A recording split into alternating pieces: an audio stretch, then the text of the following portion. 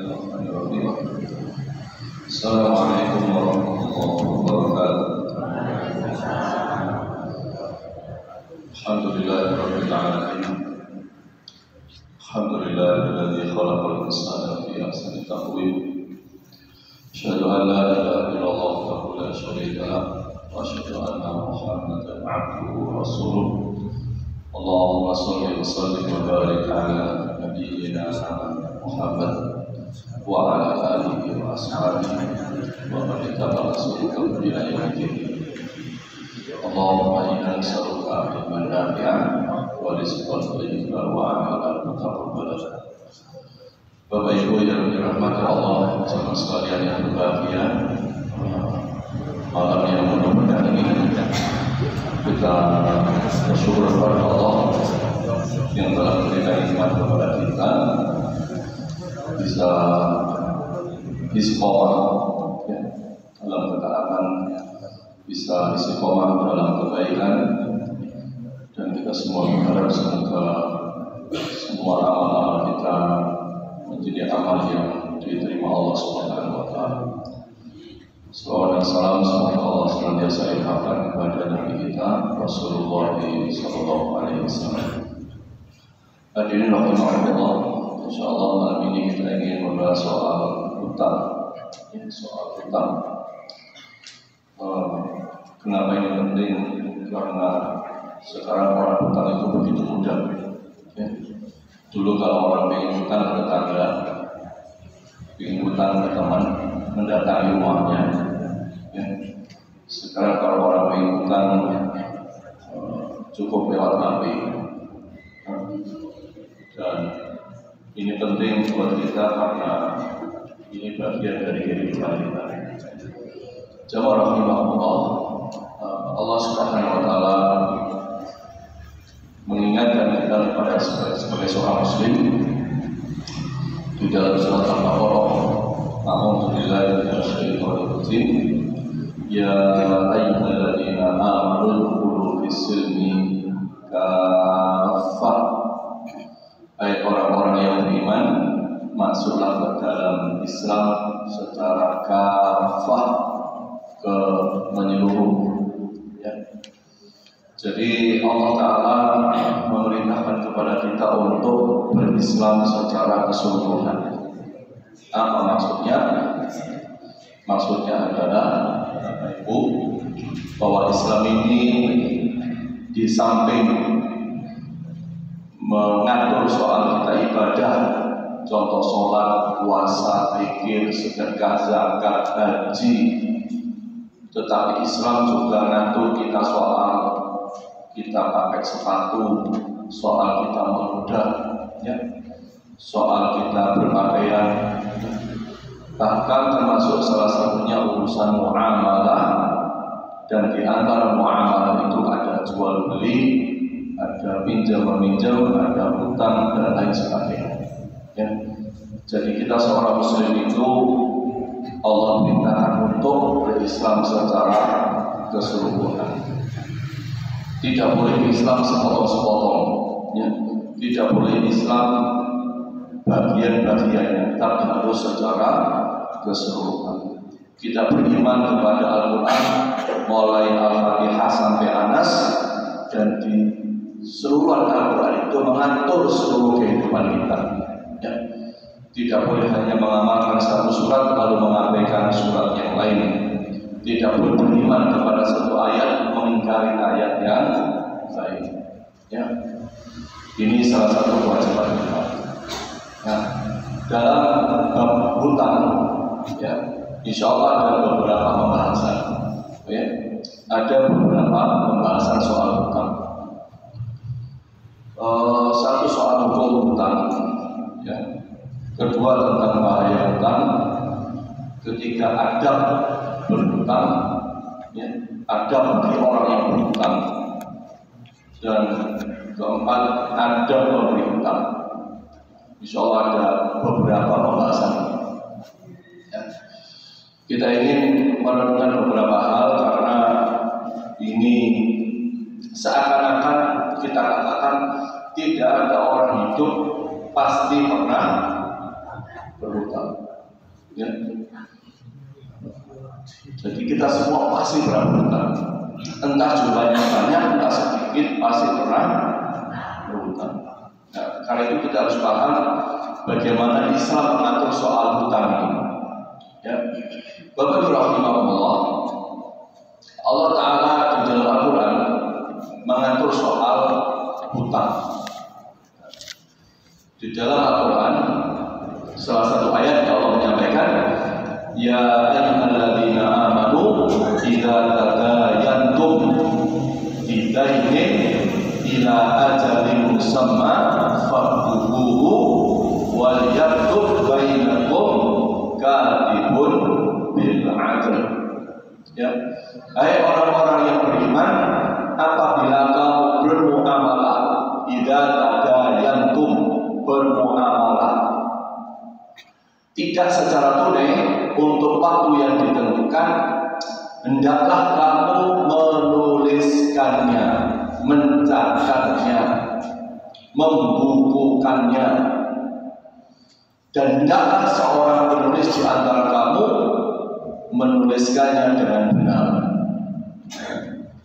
Jadi Islam itu luar biasa dan tidak ada ajaran agama paling sempurna kecuali Islam. Jadi Bapak Ibu, Al-Quran secara langsung, ya, Al-Quran secara langsung perintahkan kepada kita jika ada muamalah, di antara muamalah itu adalah hutang piutang, ya, untuk waktu yang ditentukan, maka hendaklah ditulis, ya, harus ditulis. Nah, kepada siapapun, Bapak Ibu, ini tidak dibatasi.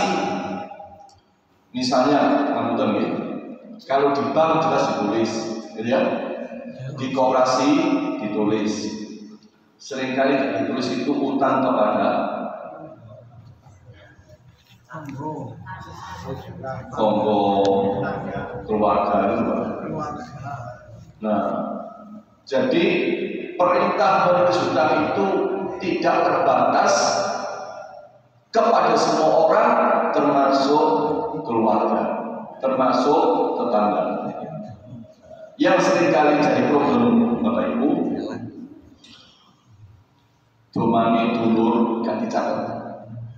Ini gak baik, karena bisa timbul konflik. Ya.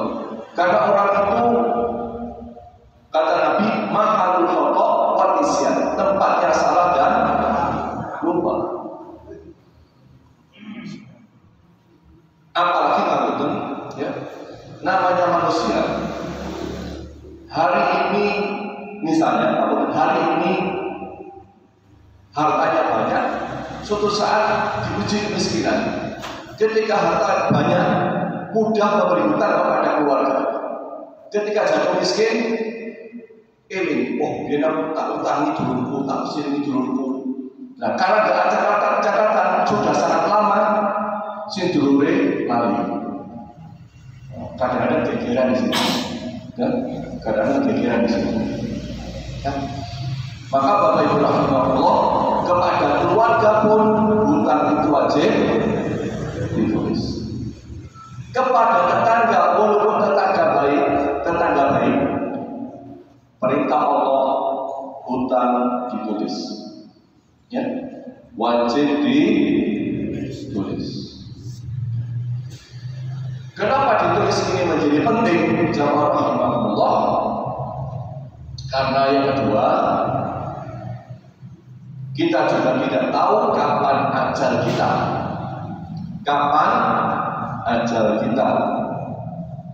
Qadarullah, misalnya seseorang hari ini berhutang kepada tetangga, besok wafat, ya, termasuk keluarga. Di sini pentingnya ditulis sehingga kemudian ada kebaikannya. Jika misalnya yang berhutang itu meninggal dunia dan ada catatannya, maka ahli warisnya bisa menyelesaikan hutang tersebut. Ya, Jazakallahu. Dalam hadis Nabi Shallallahu Alaihi Wasallam, Nabi menyampaikan, "Man nafasa an akhihi kurbatan min kurabi dunya, nafasallahu anhu kurbatan min kurabi yaumil qiyamah." Barang siapa melapangkan satu macam kesempitan dari aneka macam kesempitan yang dialami saudaranya, Allah akan melapangkan kesempitan penolong itu dari kesempitan-kesempitan di hari kiamat. Ya. Jadi memberi hutang atau juga sedekah itu bagian dari melapangkan kesulitan orang, ya. Memudahkan kesulitan orang, meringankan kesulitan orang. Dan Nabi menyampaikan, barang siapa yang melapangkan kesempitan orang lain, barang siapa misalnya memberi hutang kepada saudaranya, memberikan pinjaman kepada saudaranya, maka Allah akan melapangkan kesempitan penolong tersebut. Ya. Ini penjelasan Nabi Shallallahu Alaihi Wasallam tentang membantu saudaranya. Salah satunya soal hutang. Ya.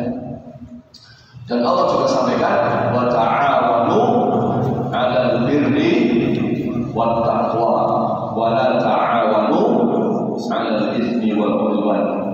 Dan menolonglah kamu dalam mengerjakan kebajikan dan takwa, dan jangan menolong dalam berbuat dosa dan bermusuhan.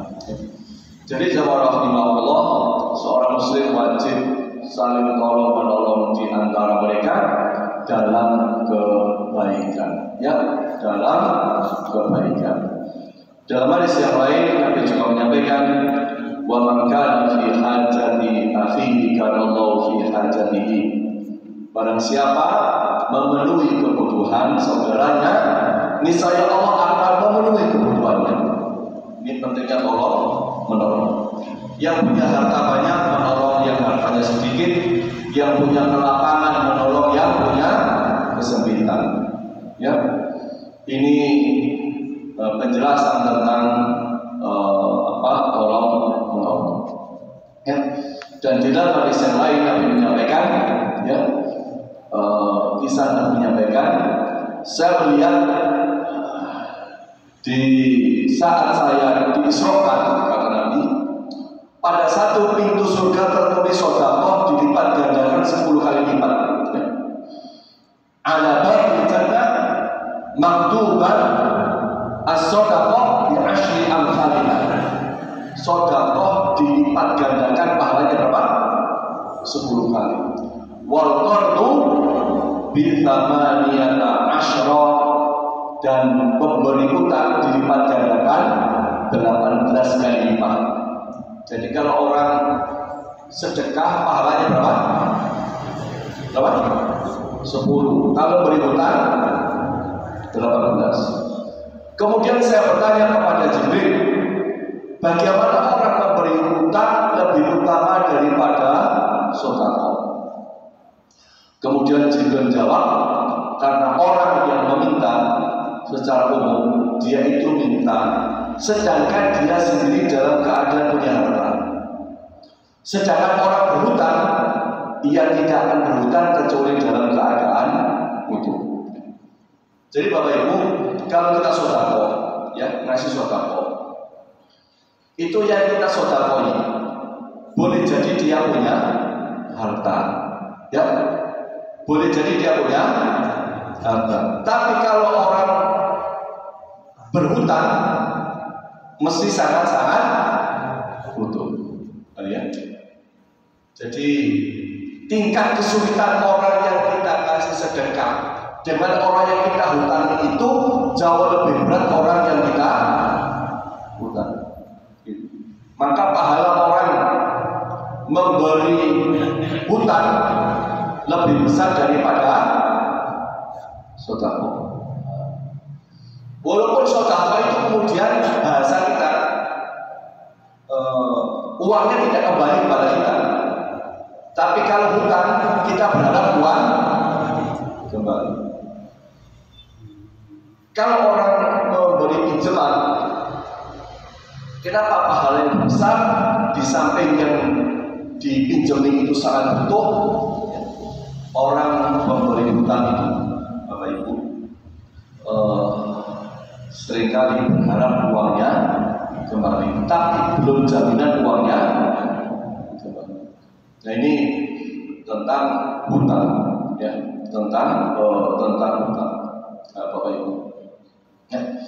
Dan Nabi dalam hadis yang lain menyampaikan, ma min muslimin yukridu musliman qardan marrataini illa kana kasadaqatiha marrah. Tidaklah seorang muslim memberi pinjaman kepada muslim yang lain 2 kali kecuali ia seperti menyedekahkannya sekali. Mari koncone nyilih 1.000 teko maneh nyilih aja. Bapak Ibu, apa bedanya pinjam dengan hutang? Oh, bedanya. Bedanya pinjam dan hutang sama.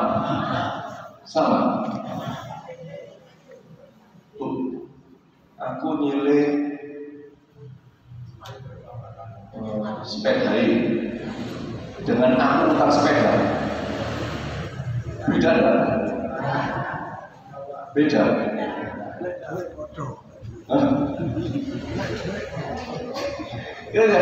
Saya pinjam uang, ada mengatakan saya hutang uang,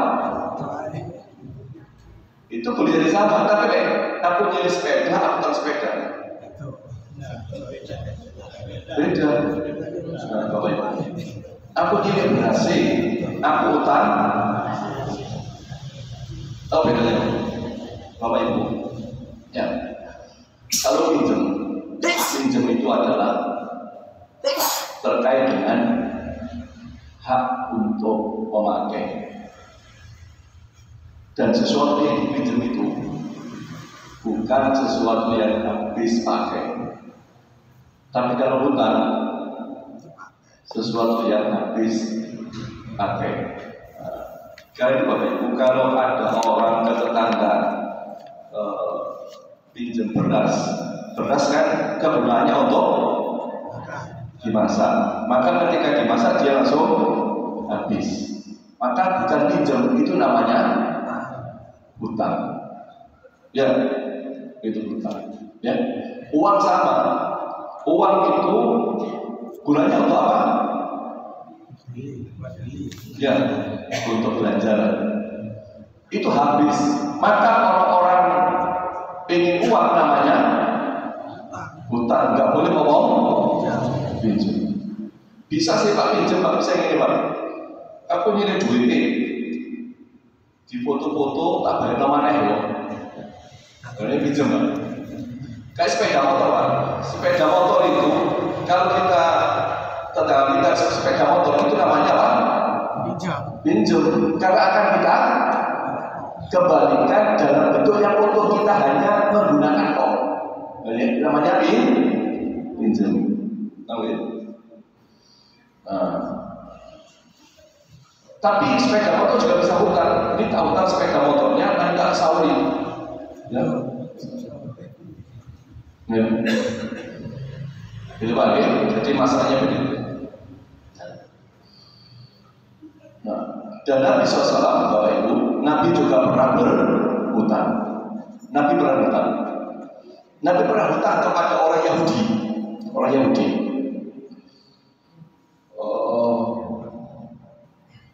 Hutang. Belum waktunya Nabi, belum waktunya Nabi. Lalu sama Nabi sambil marah-marah kepada Nabi, sambil teriak-teriak sama Nabi. Bahkan ketika itu ada Umar bin Khattab, sampai hampir Umar itu mukul Yahudi yang ngasih hutang kepada Nabi, padahal belum jatuh. Akhirnya sama Nabi dibayar hutangnya, belum jatuh tempo. Dan ketika itu dicari unta yang umurnya sama dengan ketika Nabi hutang, ternyata tidak ada. Sama Nabi dikasih unta yang lebih besar. Ini Nabi pernah bilang, jadi utang itu seperti itu. Tetapi Bapak Ibu rahimahullah, Nabi juga pernah berdoa agar selamat dari utang. Ya, Allahumma inni a'udzubika minal maghfami wal maghrib. Allahumma inni a'udzubika minal maghfami wal maghrib. Ya Allah, aku berlindung kepadamu dari berbuat dosa dan sulitnya hutang. Ya, jadi Nabi selalu berdoa terkait dengan urusan hutang. Ya, Bapak Ibu rahimahullah. Maka Bapak Ibu yang berbahagia, dalam hadis yang lain Nabi juga berdoa. Ada beberapa doa. Ya, misalnya ya, Allahumma inni a'udzubika minal ajzi wal kasal wal jubn, ya, wal haram wal bukhl, wa a'udzubika min adzabil qabri, wa a'udzubika min fitnatil mahya wal mamat, wa fi riwayatin wa dhala'il daini wa ghalabatil rijal. Ya, ya Allah, aku berlindung kepadamu dari kelemahan, sifat malas, pengecut, kebingungan, kegigiran. Aku berlindung kepadamu dari siksa kubur. Aku berlindung kepadamu dari fitnah kehidupan dan kematian. Dan dalam riwayat yang lain disebutkan dola'id daini wa ghalabatir rijal, lilitan hutang dan laki-laki yang menindas. Nah, jadi Nabi itu berlindung kepada Allah dari urusan hutang. Ya, Nabi pernah berhutang, tapi Nabi berlindung kepada Allah dari hutang. Ya, ini terkait dengan hutang. Maka hukum hutang itu Bapak Ibu ada dua. Bagi yang memberi pinjaman kreditur, hukumnya sunnah. Hukumnya sunnah. Memberi pinjaman hukumnya sunnah. Bagi yang meminjam hukumnya boleh, namun ketika butuh, ya, boleh ketika butuh. Ini hukum terkait dengan hutang. Bapak Ibu rahimahullah. Nah, sebelum kita bahas soal adab pemberi hutang yang berhutang, karena Nabi pernah berlindung soal hutang, maka itu maknanya hutang itu ada bahayanya. Jadi Nabi berlindung dari soal hutang, itu maknanya agar kita ini paham, hati-hati terkait dengan urusan hutang. Gak bermudah-mudah urusan hutang. Maka Nabi berhutang. Bapak Ibu, apa bahayanya? Ada kira-kira 10 bahaya orang hutang. Ya. Dan ini penting buat kita, apalagi dunia sekarang orang sangat mudah berhutang. Ya. Satu, Bapak Ibu, kata Nabi, jangan meneror dirimu sendiri padahal sebelumnya sudah aman. Ya. Itu bahayanya hutang. Nah, menyampaikan la tuzifu anfusakum ba'da amniha. Qalu wa ma dzalika ya Rasulullah qala ad-dain. Janganlah kalian meneror diri kalian sendiri, menakut-nakuti diri sendiri. Wala tuzifu anfusakum ba'da amniha. Jangan kalian meneror diri kalian sendiri padahal sebelumnya kalian dalam keadaan aman. Para sahabat bertanya, apakah itu wahai Rasulullah? Rasul menjawab, itulah hutang. Jadi Bapak Ibu, orang berhutang itu meneror dirinya sendiri. Ya? Orang membuat dirinya ketakutan itu hutang. Orang membuat dirinya cemas itu hutang. Orang yang selalu mengkhawatirkan dirinya saat dia punya hutang. Ini bahayanya. Ya. Kenapa? Hutang itu membuat tidak tenang dan terhina. Ya. Nabi menyampaikan, aku wasiatkan kepada kalian Allah tugayin agar kalian tidak berhutang. Nabi punya wasiat. Bapak Ibu, wasiat dan nasihat itu beda. Wasiat itu pesan yang sangat dalam yang harus diperhatikan sungguh-sungguh, tidak boleh diremehkan. Kata Nabi, aku wasiatkan kalian agar tidak berhutang, meskipun kalian merasakan kesulitan. Bayangkan, meskipun kalian merasakan kesulitan, karena sesungguhnya utang adalah kehinaan di siang hari dan kesengsaraan di malam hari. Tinggalkanlah ia, niscaya martabat dan harga diri kalian akan selamat, ya, dan masih tersisa kemuliaan bagi kalian di tengah-tengah manusia selama kalian hidup. Wong lek diutang kan maknanya siang itu biasanya kita bergaul, ketemu, ya. Orang diutang ketemu isi, ya, ya, mau ke rumahnya malu, ya, takut. Biasa lewat jalan sini karena yang diutangi di sini cari jalan yang baik. Itu orang punya utang. Sing utangi teko wis wedi, itu orang siang, ya, dan kesengsaraan di malam hari dituru gak tenang, ya, isi kayak saksian majikan, memang utang sengsara. Kadang-kadang sampai mimpi, ya, karena punya utang. Ya, maka Bapak Ibu hati-hati urusan utang, ya, hati-hati urusan utang, ya. Sekali lagi ini bahaya, ya. Sampai tadi Nabi menyampaikan sebuah doa, ya, tentang berlindung dari urusan utang, ya, karena bahayanya, ya.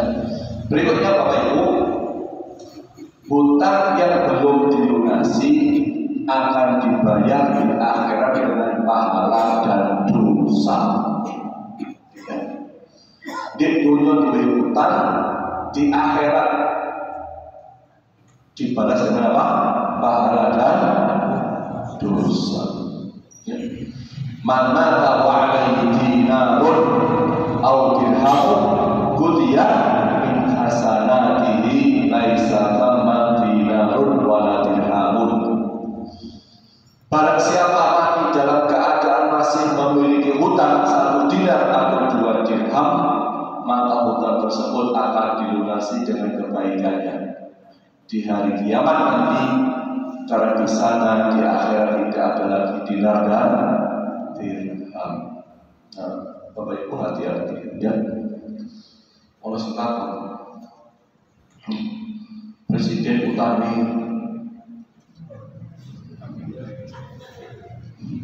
wis ditanggung dewi. Ayo Pak, ngeri. Bu, kira-kira mau opo sekarang Mas? Iki urusan sekolah sih usah dipikirin. Yang penting awet dhewe gak duwe.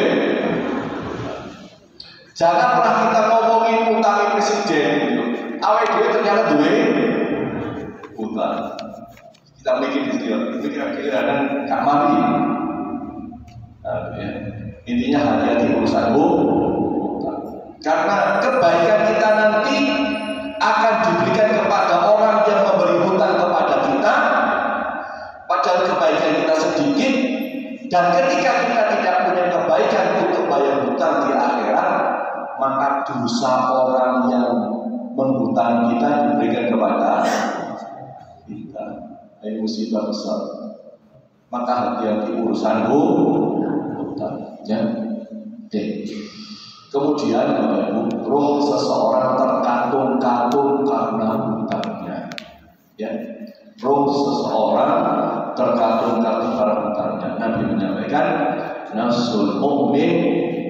mu'allaqatun bidainihi hatta yudda anhu. Terus seorang mukmin yang sudah meninggal dunia terkandung-kandung karena hutangnya sampai hutangnya dilunasi. Apa maksudnya terkandung-kandung? Kata para ulama, terkandung-kandung itu bisa bermakna rohnya tidak bisa terangkat ke tempat yang mulia, tertahan. Atau kemudian ada yang menjelaskan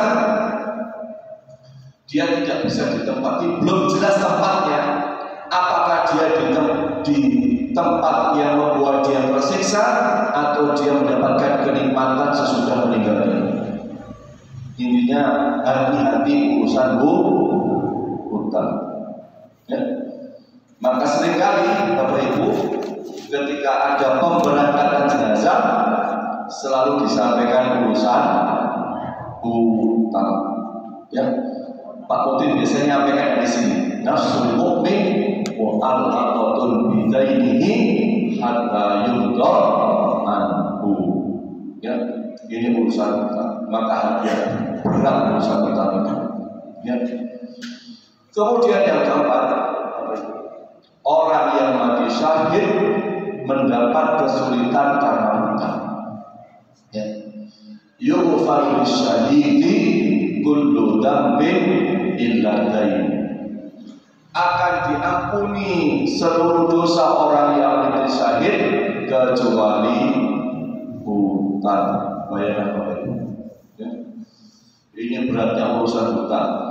Orang yang mati syahid itu, ya, mohon maaf ya, zina diampuni, ya, membunuh diampuni, mabuk diampuni, ya, semua diampuni kecuali urusan hutang. Ya, ini beratnya urusan hutang. Ya, maka tidak boleh bermudah-mudah urusan hutang. Maka sering-seringlah berdoa kepada Allah agar tidak jatuh kepada hutang. Ya. Bahkan dalam hadis yang lain, ya, hati-hati orang berhutang bisa dihukumi sebagai pencuri. Siapa itu? Nabi menyampaikan, ayyuma rajulin tadayyana dainan wa huwa mujmi'un alla yuwaffiyahu iyyahu laqiyallahu sariqan. Siapa saja yang berhutang dan dia tidak bersungguh-sungguh untuk melunasinya, atau dia tidak punya niatan untuk melunasinya, niatnya hutang tapi tidak ingin melunasi, maka dia bertemu Allah sebagai seorang pencuri. Jadi orang nyolong tidak hanya ngambil tetangganya, tapi utang tapi niatnya tidak melunasi. Jadi Bapak Ibu, niat ini dihukumi, niat itu dihukumi. Jangan sampai ngomong niat tidak dihukumi. Ya. Apa contoh yang lain? Niat itu harus hati-hati. Contoh, ya. Seorang lelaki menikahi wanita dengan niat juga tidak membayar mahar, maka lelaki ini dihukumi sebagai pezina karena punya niat tidak membayar mahar. Jadi lelaki siapapun yang menikah kemudian dia menentukan mahar dengan niat tidak membayar maharnya, maka dia dihukumi berzina. Ya. Maka sampai kemudian ya, orang bayar mahar itu bisa tunai, bisa hutang. Nah, ya. Mahar itu bisa tunai, bisa hutang. Ya. Apakah pernikahan laki-laki dengan perempuan yang laki-laki punya niat tidak bayar hutang, nikahnya sah atau tidak? Nikahnya sah. tapi laki-laki dihukumi zina. Gimana perempuannya isinya? Dia tidak dihukumi zina. Karena yang punya dia tidak membayar pahala adalah laki-laki. Tapi insya Allah Bapak Ibu di kita ini tidak ada. Saya selama 24 tahun di KUA tidak pernah ada kisahnya mas kawin 1 juta utang pernah. Tidak pernah ya? Koyak jadian aib lek mahar itu utang. Ya. Kenapa? Ya di kita ini murah Pak. Lek di Arab kok mahar itu larang. Kalau Arab kok saking mahalnya lelaki nikah itu usianya di atas 30 dan akhirnya banyak wanita tidak menikah karena mahalnya sangat mahal, sangat tinggi berat untuk lelaki. Makanya jangan bersyukur di Indonesia itu bakal ada mahal seperangkat alat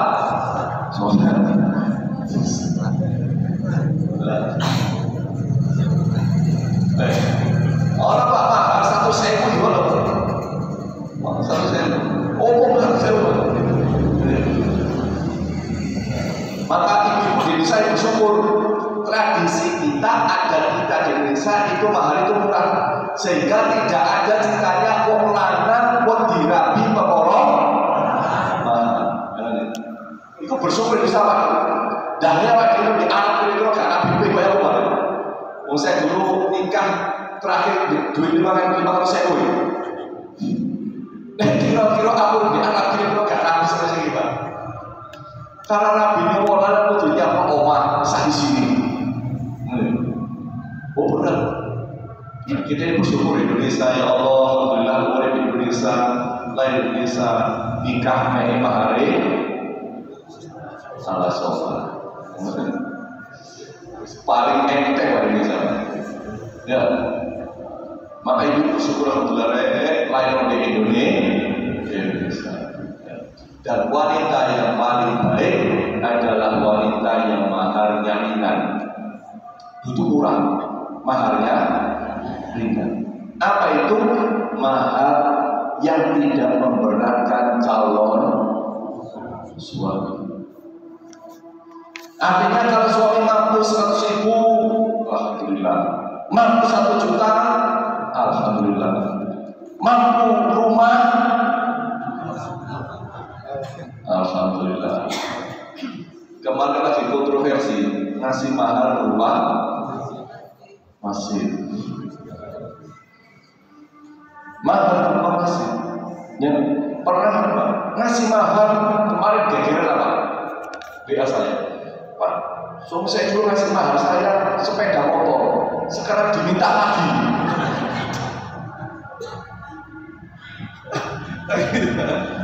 Diminta lagi Pak. Ya Allah. Ya.